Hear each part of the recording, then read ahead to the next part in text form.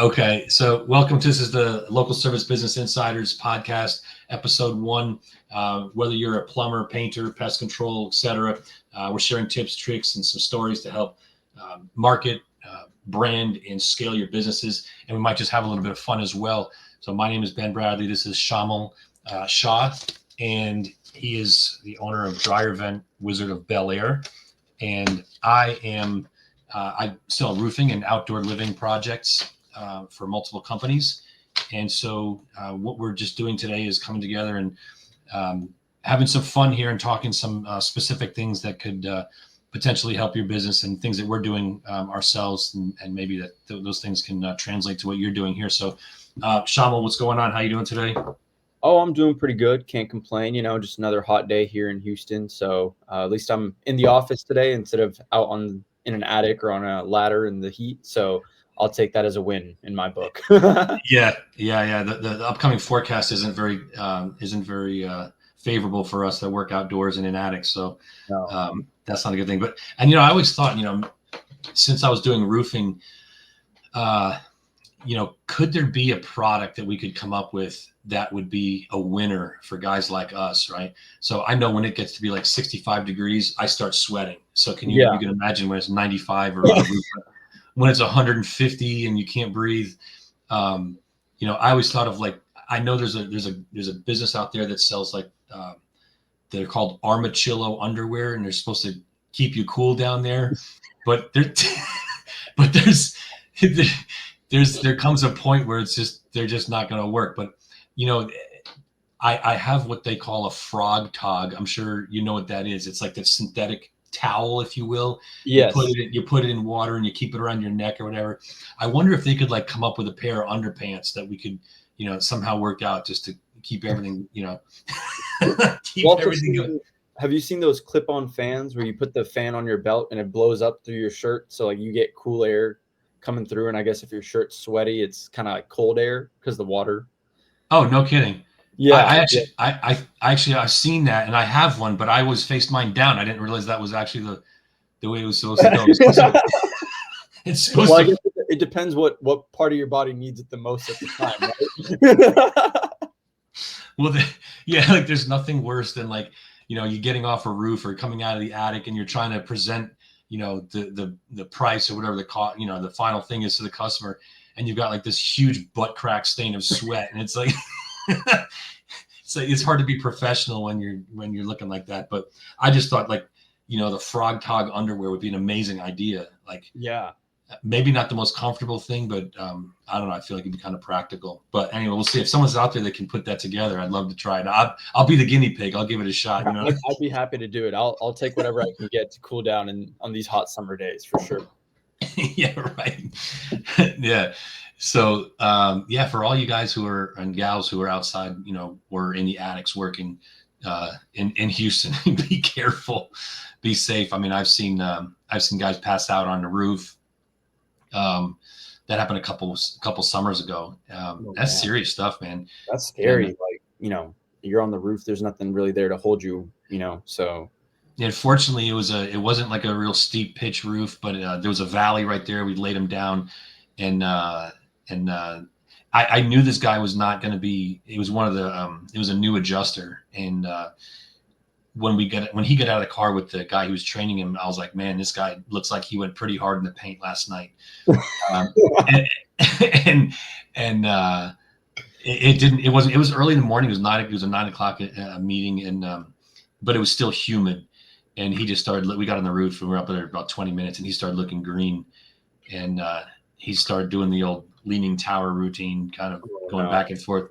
We laid him down in the valley. He got nice burned up elbows, Oof. from the heat of the shingles. But yeah, just be I'm careful. sure he'll take that over a broken leg from falling off a roof. Yeah. You gotta pick your battles. Yeah, yeah. Well, it took 6 of us to get him down, so that was Oh my god. yeah. We're How do you calling even like get someone down that's passed out on like a ladder? Like how calling does that work? well, neighbors that were outside. Yeah, it was crazy. Not a good scene. But yeah. So you do, you're the dryer vent wizard of Bellaire. You guys Yeah. do cleaning, installations, I'm assuming, of dryer Yeah. vents and stuff like that. So we do. we kind of do anything related to the dryer vent. We start out with an inspection. We have like a 10-point inspection that we do just to make sure we're looking at everything in the dryer vent when we get to someone's home or business. Once we do that inspection, that kind of gives us a good overview of what's going on with the vent system, what kind of issues they may be having, any potential upgrades that we can offer them to make their system run a little more efficiently. So that does require us to, sometimes get up in an attic or get up on a roof or get up on a ladder on the side of the house and look at the vent covers. So, we do experience the elements from time to time. And, working in these attics, especially in this Houston heat, like I make sure to tell my technicians we have a little portable fan that they can carry with them. And then I try to tell them, like, set a timer for 10 minutes when you go in the attic. And after 10 minutes, come down, get a sip of water, just go to the truck, sit in the AC for a little bit. Even if you're not feeling that bad right now, over time, it's going to, add up. When you're doing 3 jobs a day and you're in the attic for 2 hours over the course of the day, it's going to really Yeah. Yeah, that's good. That's a really good idea. Actually,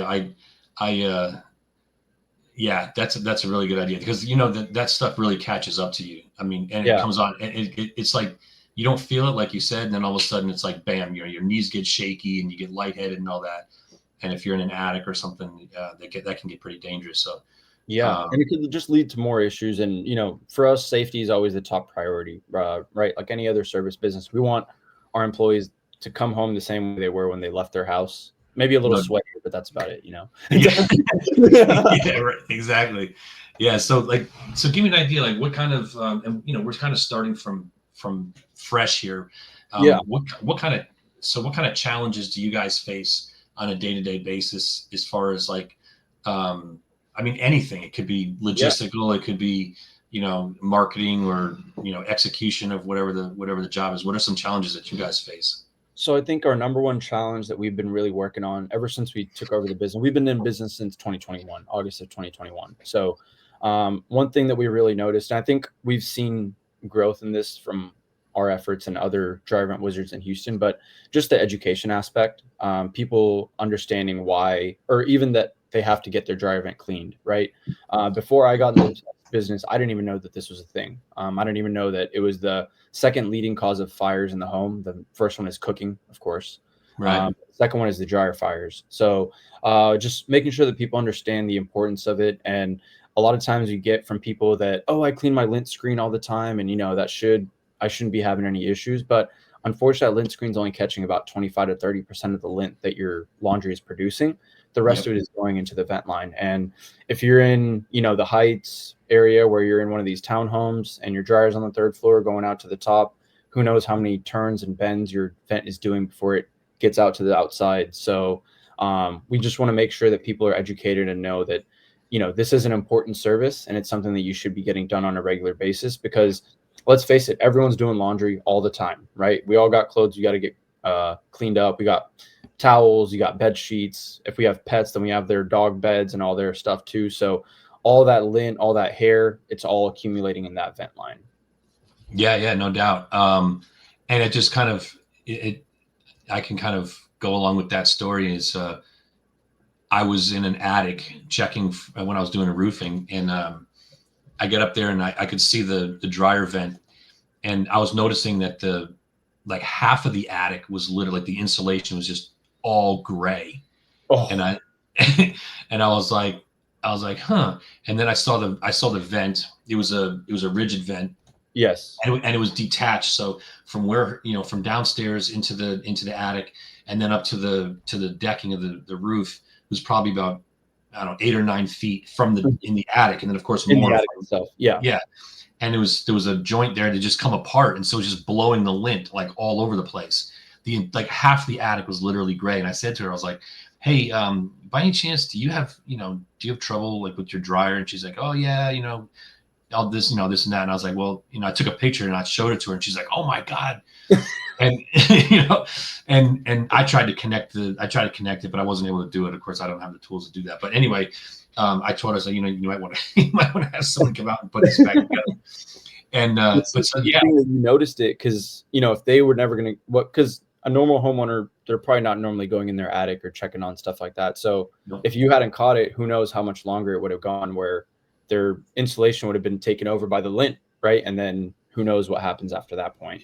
Yeah. And then it also made me think that you know, that such a long span from the dryer to the outside, like how, and this is a question I have in my head is like, how does that air, now obviously hot air rises or whatever, and that's and the air will move its way out, but like if there's lint blowing around in there, like how does it get, like it's going to stick somewhere, right? It's going to start, Yes. it's like an artery, right? Because I Yeah. mean, you know, there's humidity, it's moisture, it's like wet air, Hmm. like it's eventually it's going to stick, whether it's closer to the dryer or closer to the, you know, the roof.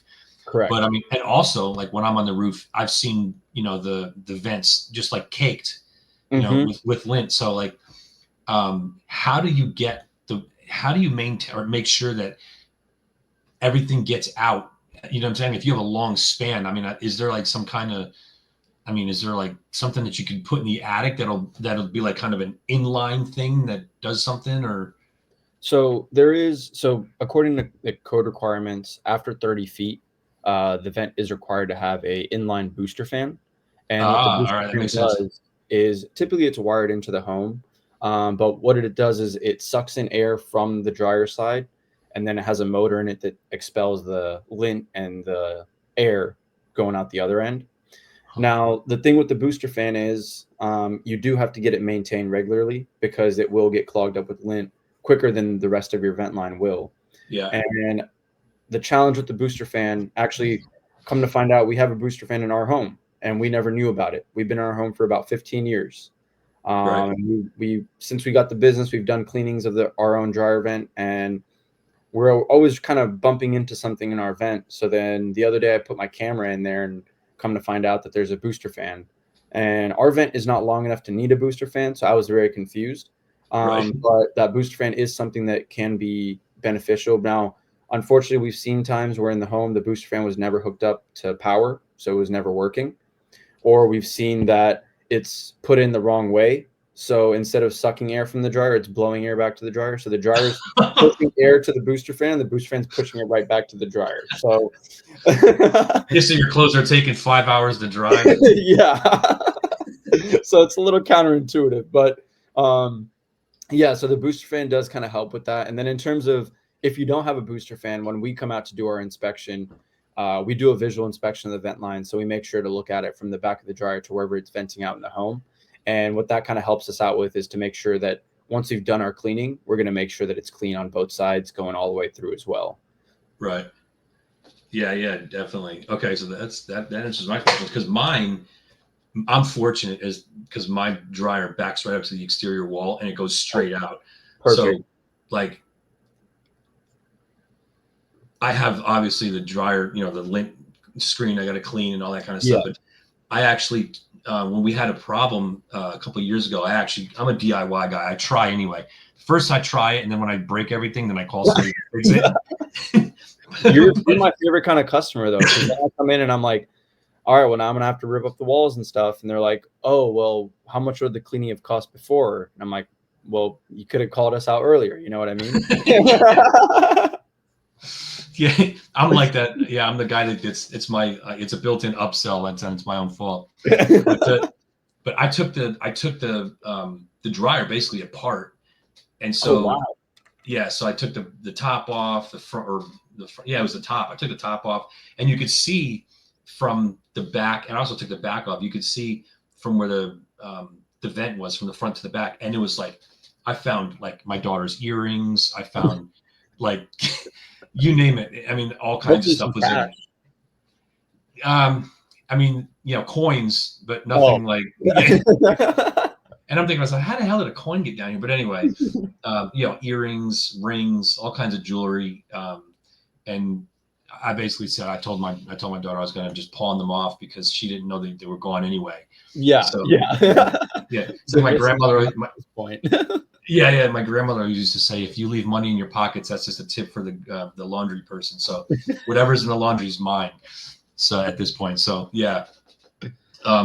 So kind of changing speeds here, like I enjoy laughing. I think there's humor in everything, right? So I was just kind of thinking about some of the, you know, the funnier, interesting marketing or kind of advertising strategies people have done. Not that you guys are doing funny stuff or, fails, but I was just kind of thinking like, what are you guys doing that's, how are you marketing your business? Is there anything like out of the box that you guys do? And then if you've got anything that you've actually come across, whether it be you or somebody else that you thought was kind of funny, or, you were like, man, I would love to try that, but maybe not on my business. Right. So, like, and the funny thing is like, I saw some really funny things from like network marketers. Network marketers are the ones that are like, do the craziest stuff, that usually never works, but yeah. but at least credit that they're trying. You're right. Yeah. Out there. Yeah. Oh. Congratulations, but whatever. On to the next one. Yeah, like what are you guys doing and what works for you? Yeah, so for us, funny enough, our van is actually a big purple and yellow van. So anytime you're driving around town, it's very easy to spot. And we actually hear from some of our customers that, I never knew that dry vent cleaning was a thing, but then I saw your van and I was like, oh, I'm interested now, because you see a big purple and yellow thing on the road. You're like, okay, what is that, right? And it's got a big dryer on it, and so it's either Mardi Gras parade's coming or it's yeah. When it's college football season, everyone thinks that we're LSU fans. Yeah, that's a bad thing, right?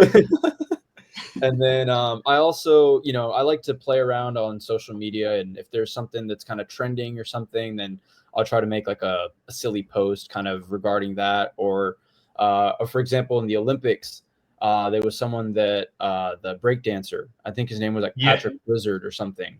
So I made a post and I said, congratulations to our fellow wizard on winning the gold medal, because we're the dry vent wizard, right? So I mean, just random things that make people kind of not take it so seriously. Because I think when it comes down to it, we're being served ads so often now, right? Like everywhere you look, someone's trying to sell you something. So just trying to do something in a creative way where someone maybe thinks like, oh, you know what?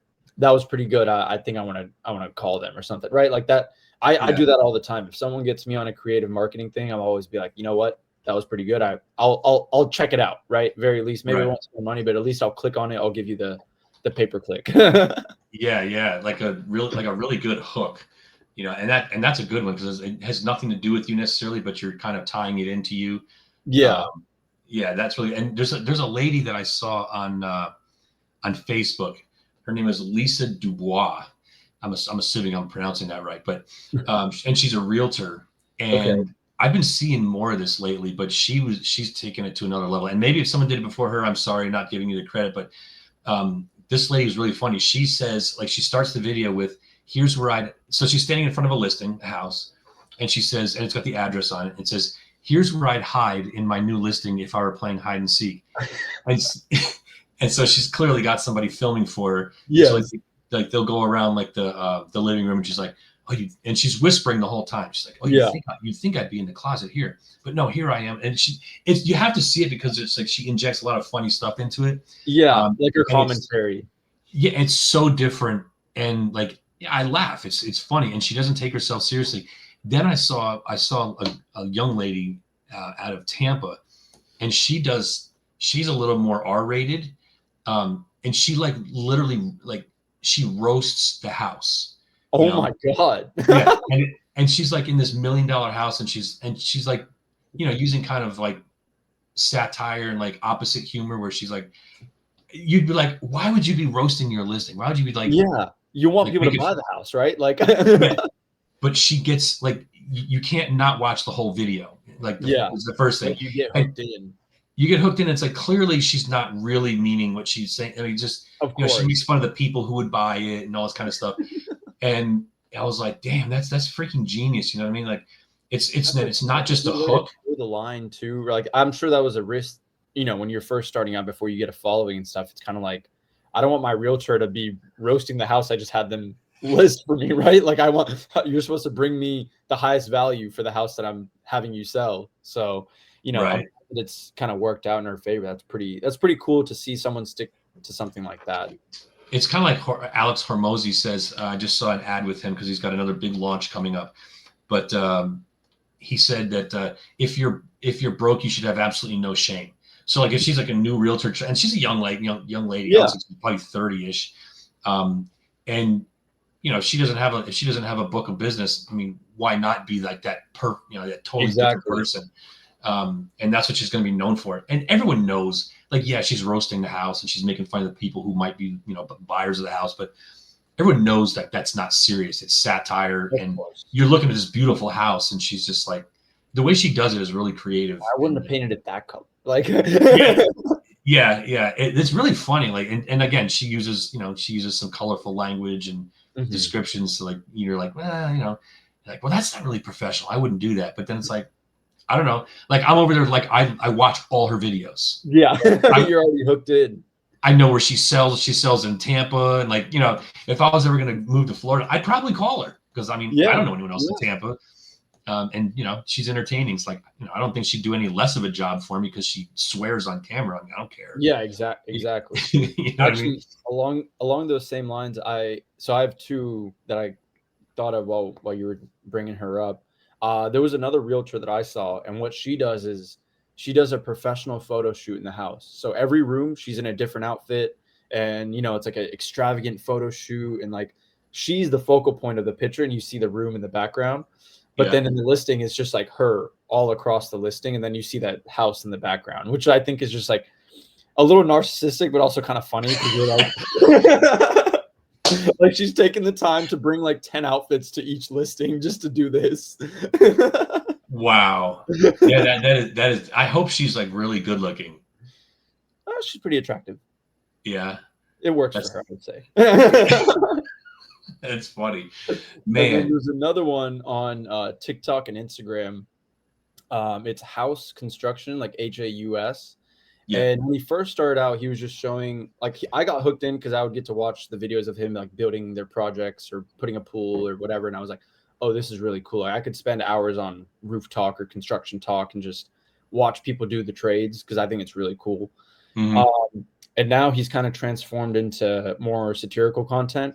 So, for example, they'll use like construction equipment and make pancakes for the team. So, like, they'll have they'll use like a backhoe to like put flour into a bucket and then have the cement mixer put in like water in there and then mix it with like a drill, like Yeah. the paint mixer, and then put a skillet on another piece of equipment and then cook the pancakes there and stuff. So it's very, very outlandish and very like you would never do this in real life, but it's just hilarious. And I think it's super creative that people are using like $1 million equipment to make like pancakes or like orange juice or like and Yeah. No, it's like a super. I mean, I'm just thinking through it. It's like it's a great hook because you're like, wait, what the hell? And then yeah, like you're waiting for the payoff because you want to see is like, are they actually going to cook a freaking pancake? And then you want to see how it turns out. It's like, I saw a video the other day, and it's like it's along the same lines. It's like, all right, this is how you. I forgot exactly what they were making, but it's like first you wash your bread, and he's got like a bun you'd buy at the supermarket. And he's like rinsing it under the water, and like, wait, what? It's like that visual hook, and then or they're putting like something in the oven that wouldn't go in the oven. You know what I mean? yeah. And for Yeah. me, I'm kind of impressed by the people that he has on his team because if they're able to use this equipment to do these medial tasks, then I'm sure they're pretty good at using it to do what it's actually meant for, right? So, that's kind of another side thing where I'm in the back of my head, I'm like, man, that guy really knows how to use the digger. Like, yeah, like you think of like, well, if he can make pancakes, he could certainly, build this, cutout for a pool or whatever the case may be. yeah.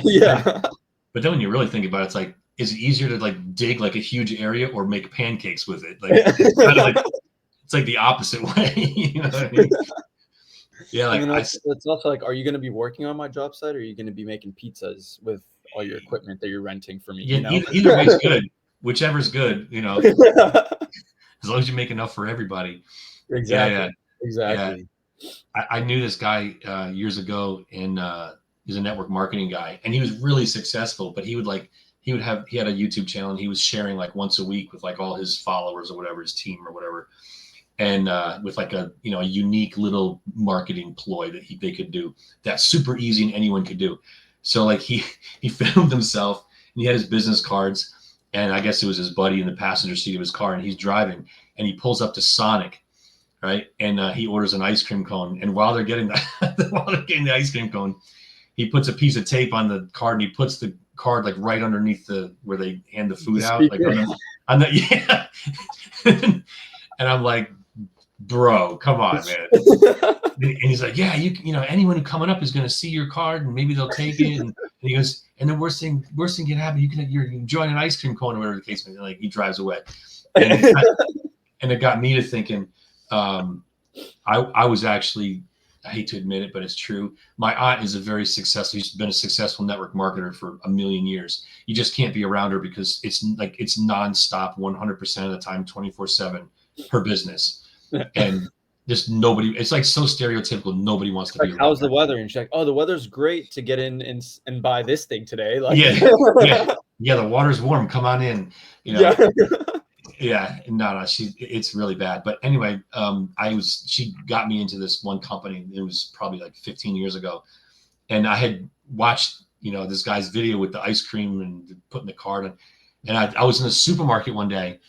And you know how they have like the little placards? Like if you're pushing your cart, there's like a placard in the front of the cart. Yes. And I was like, and people pay.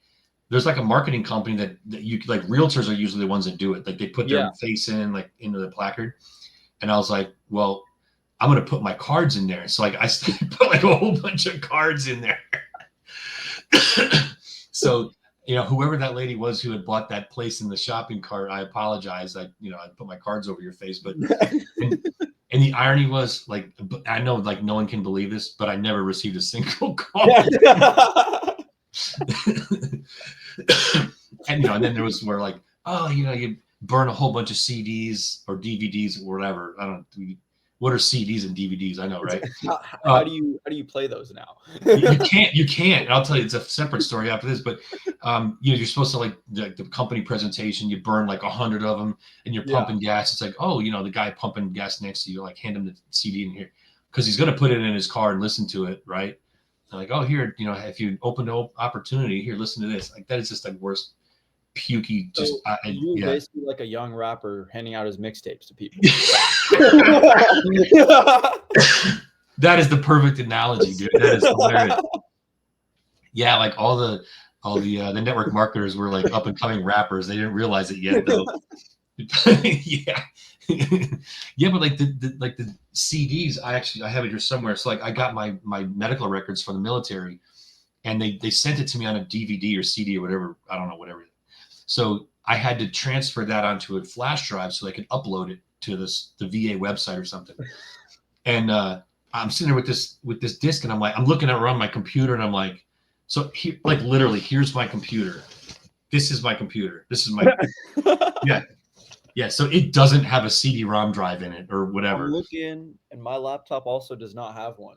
Yeah. So like nobody has these things. Yeah. So I went to the library. I'm thinking, well, the libraries are 20 years behind everybody else, so what, they might have one, right? Yeah. So I go into there. Every single computer is out of service. I'm like, 12 computers? Like, seriously? So I'm literally looking around. I'm asking friends. Nobody has one of these CD-ROM. I mean, you literally have to have a 15-year-old computer to get this done. So fortunately, my father-in-law had one, and I dropped. Yeah. If you need something in analog, you know, call a 75-year-old. But anyway, I went to his house, and I literally had the blank flash drive in the CD, and I didn't even know what to do with it. I completely forgot how to do it. Like I figured out, I put the CD in, and then I'm like, okay, I didn't even know how to do it. And I'm pretty tech cloud now, where it's like drag and drop or just send a link or even like airdrop. It's like we don't know how to like transfer files in any other way. It's like if I can't airdrop it to you, then I don't sorry, you're not getting it. Yeah, I'm literally like how does this work? For like 15 minutes I finally figured it out. I'm embarrassed to say, but like trying to do the technology of 15 years ago just doesn't work today. I mean, I can do an airdrop and all that stuff, but not, that old style stuff. I'm curious if you could even ask AI if they'd be able to help you with that, or if AI would be like, I'm not trained enough on the old system. What is a DVD or what is a CD-ROM? I'll have to look up what a CD-ROM is for you before I can answer the next question. Yeah, exactly. I'm sure there probably is. You could say, hey, ChatGPT, do you have, you know, do you see the CD in the driver, the CD driver, or whatever the hell you call it? And Yeah. it's like, um, yeah, there's some round thing in the back of the computer. Yeah, I see that. What do you want me to do with it? It's got a bunch of dust on it. I'll Yeah, tell you that much. yeah, it's going to tell you to get a life and get up to speed. Yeah, that's a great segue actually. AI, because I wanted to touch on that too. Do you I know you do some social media stuff, and you're pretty smart with that stuff. Do you use AI in your business, and if you do, how do you use it? I do use AI. I think AI is one of those things where it's not really going away. It's here to stay. And if you're not going to be implementing it or using it, then I think it's an easy way to fall behind.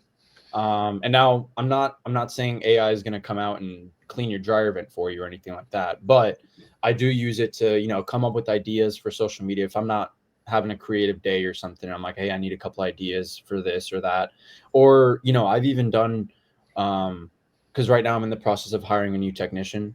So I've had AI kind of come up with certain scenarios that we would be faced with. So I can kind of role play with some of these new potential employees to see how they would handle rejection from a customer, or if they get to a job site, what different kind of things would they need to do. So I have kind of leveraged AI in that sense of kind of being like a soundboard for me, and kind of using it to give me different ideas. And then also in terms of organizing myself, I've had it kind of create like a habit tracker and a task manager for me. So it's come up with some things that I can do, and then also help me kind of create a schedule for myself, to keep me in check. And then that has a checklist of things that I need to go follow up on, or things that I can kind of mark off and say I've done and stuff like that. So like productivity, kind of accountability type. Yeah, productivity, accountability kind of stuff. And then just to be honest, like kind of like medial tasks that I don't think I'd be good at. For example, if I'm writing an email, I'm going to run it through AI and have it kind of look through it and see, proofread it, make sure it looks nice, professional, format it in a better way than I would format it too. That's funny you say that, because I'm doing some stuff for a potential client, for digital marketing, so whatever. And what I did was, and I saw this on YouTube, gave me the idea. So I took his website URL Mm-hmm. and I pasted it into ChatGPT, and then I took three of his YouTube videos URLs and I pasted them in, and I asked it to analyze the videos and then come up with a 5 email sequence, and I specifically said use a story style email, Okay. and and it came up with this, and I thought this was freaking amazing, because the story, now this is assuming somebody's already seen you before, like in this Yeah. case, we're driving traffic to a free giveaway, like tips to, you know 3 mistakes not to make when doing a painting project or something, right? Yeah. And Yeah. so, they might have downloaded that. And so like this would be like the nurture sequence in the email. So I'm going to read it to you verbatim what it came out with. Okay. It says, hey, first name, before you choose a color. Yeah, right. Hey, Shamal, I just assume it's not you. It says, hey, Shamal, before you choose a color, before you buy a single can of paint, there's one mistake we see homeowners make every time.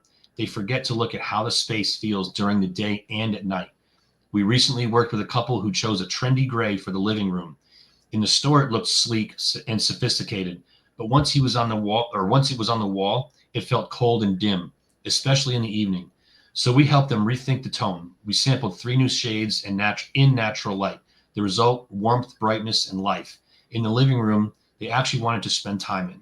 This is just one of the ways we guide you through. This is one of the Hang on. This is just one of the things we guide you through when you book a free estimate with us. Because painting your home isn't about trends; it's about feeling at home. Click here for a free estimate today. I was like, damn, Wow. That's really good. that shit. And you know what the funny thing is? That comes from one of the videos from YouTube. It actually Oh, took okay. the story he told on YouTube and integrated it into the story. That's amazing.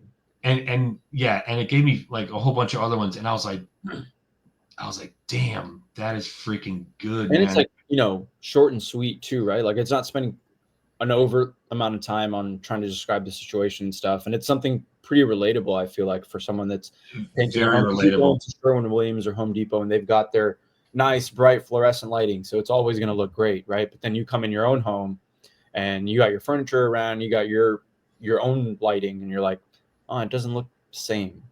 Yeah, yeah, it's something that most people don't really think about, and like me, I think I'm pretty good with copywriting, but I Mm-hmm. would, in literally 5 seconds, I would never be able to come in an hour. I would never be able to come up with something this good because it starts off with like there's a hook, Mm-hmm. there's like there's a hook, then there's like a story which pulls you in, and you want to see how it winds up, right? So like you're gonna read this email. I mean, Yeah. and it's gonna resonate. Like it's crazy. Like here's another one. It says, "Hey, Shamal, a few months ago we walked into a home that had just been freshly painted, but instead of a fresh look, it felt chaotic. Homeowners had hired a cut rate painter, and this is like hitting the pain points of a potential customer. Yeah. They hired a cheapest, the cut rate painter who gave a cheap bid. But when we arrived, we found paint bleeding up into the ceilings, uneven coverage, and baseboards completely ignored. They were embarrassed and frustrated and ready to give up. After a detailed walkthrough and a few thoughtful design suggestions, we gave them a plan that fit their vision and budget. 2 weeks later, it looked like something out of a showroom. And this is the best part. They told us that it finally feels like home again. Wow. Um, yeah, that's what we live for. If you're even thinking about painting your space in your home, don't leave it to chance. Click for a free booking. Like there's no way I would be able to do that in Yeah. 5 seconds. Like you just give it a Yeah. simple prompt and it's like boom. Like that's wild to me. And I think, for us being in the trades, I think it's very relevant that, I don't think AI is going to come and take our job per se, right? Because AI is not going to be able to go up on a roof or, like I said, clean a dryer vent or get in the sewage and do a plumbing issue. But the people that are using AI are going to be able to get ahead and get in front of more eyes and maybe even attract more customers because they're leveraging the tool, right, to their benefit.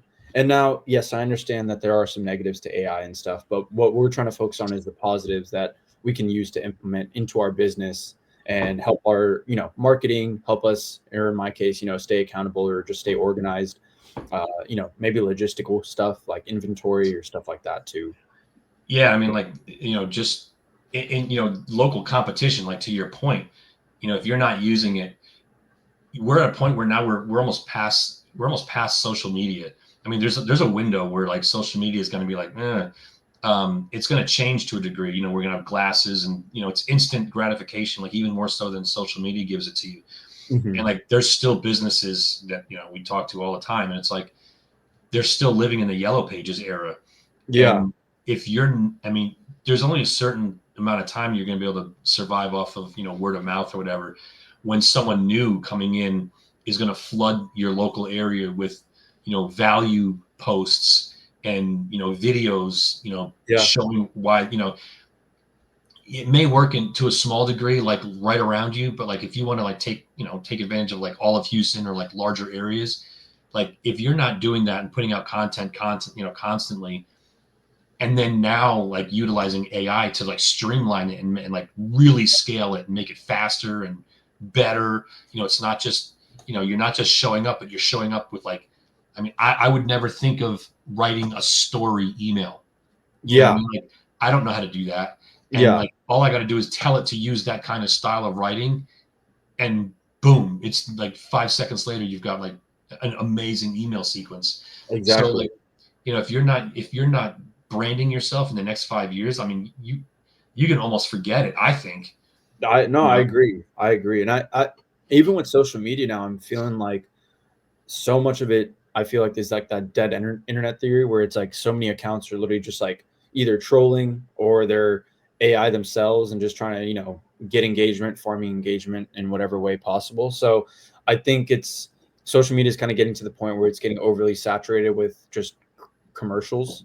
So I myself am trying to step away from there and trying to find a new source of entertainment when I'm just trying to like doom scroll, right? But Yeah. and now I'm not saying I'm going to doom scroll on AI or anything, but what I'm saying is that I think social media as a relevant platform is, starting to dwindle down unless something changes. And I think AI implementing in with social media might be that change. But even then, I think using AI to find other marketing tools or find other ways to market and reach your customer base or potential customer base, I think that's going to be, the next step in growing your business. Yeah. Yeah. It's pretty wild. It's pretty wild what it can do for you as far as, branding and just getting your message out. And like, I find as, in sales, whether it be roofing or outdoor living or anything really, the general public really doesn't know how to differentiate one company from another. And like, let's face it, we're in Texas, right? And it's unregulated. So unless you're an electrician or a plumber or HVAC guy where like a license is required, anyone can be a roofer, anyone can install tile, anyone can, and so, I just think that the opportunity to differentiate yourself from everybody else by sharing information, number one, will differentiate you from everybody else and give people an understanding or reference as to why you might be the choice versus somebody else. But also it allows you to, I'm sure you deal with it. I'm sure pretty much everyone, any contractor, any service provider knows this, is everyone just wants a discount. Yep. And it's a like a knee-jerk reaction. As soon as you give them the price, everyone's like, okay, well, can I get a discount? Or, can you do better than that? Yeah. And when you can't differentiate yourself, or you're not differentiating yourself or positioning yourself as the authority with content, then how else would, like, you don't provide any value necessarily to them other than the task they're trying to get done. So like content and like directed, targeted content with like, educational of what you do is so valuable because it can literally, if not completely, get rid of the price objection, because they understand the value you're bringing versus everybody else. And then when somebody else comes in, if they're going to get another quote, it's like, okay, but they're thinking about all the stuff that you just told them, and comparing apples to apples. You would think that unless it really, really, really is a budget issue, which it's 9 times out of 10, it's really not. That's just a smoke screen. But if it really is a budget issue, then understandable. But they're gonna see why you're different. And I just see that going forward is like, it is just such an opportunity because nobody is doing this. Like, nobody is putting consistent video content out there where it's like, you can literally go on. I don't going down a rabbit hole here, but there's so many ways to find topics to talk about that people want to know. I mean, the potential customers. So anyway, we'll save that for next week because this is episode 1. So like, I'm going to actually write a note down that we're going to talk about this next week, like how to come up with stuff. But this was an awesome. So we covered a good amount of topics, and I think set a good base for ourselves and brought some relevant topics that I hope that people in the trades can kind of relate to and take something away from this, right? Because even though we may not be working in the same trade, but working in the trades, I feel like we all kind of have similar experiences, dealing with customers in a certain way, or also just day to day, right? Like we talked about dealing with the heat or dealing with, other factors that we all kind of go through. Yeah, absolutely. And like the reality is we all share the same customer, like for a different task, but we all share the same customer. And I'm going to write another note down because this might be another topic we talk about next week is, how to joint venture, or how to do a partnership marketing with other, non-competitive trades, because again, we do work with the same people. Yeah. And that's just another piece of leverage. And it's kind of like it's like a hot referral. But anyway, we'll definitely get back with that next week for episode 2 with local service business insiders. Thank you to Shamal, dryer vent wizard of Bellaire. And we will see you next week. Thank you. Sounds good. Thank you so much. Hope you have a great rest of your week, and stay cool out there. Yeah. Shout out to the Frog Tog Underpants if anybody's out there. Make it happen. All right, man. See you later. All right. See ya.